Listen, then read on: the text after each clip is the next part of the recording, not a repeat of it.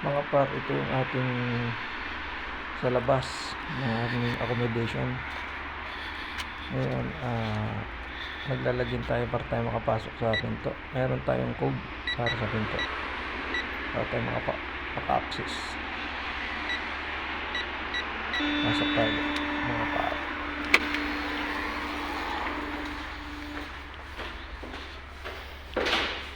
Ito par, simple lang naman accommodation namin. Ito nga pala par yung kwarto ko, maliit lang pero maganda. Okay siya, pasensya na kayo, medyo makalat. Tapos ito yung susunod na dito ko sa inyo, yung kusina namin. Yung isang tropa nagpre-prepare na ang pagkain niya. Ano, may mga lutuan namin, mga rice cooker. Okay naman, may mga gamit yan. Ito yung CR namin, may washing na, may bathtub pa.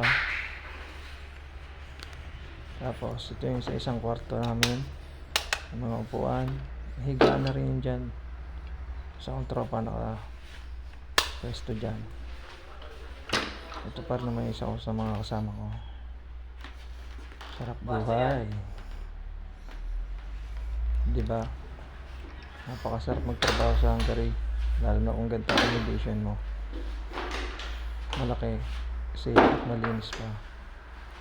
Okay na okay, legit. Sarap mga punta sa Hungary mga kabayan, mag-apply na kayo.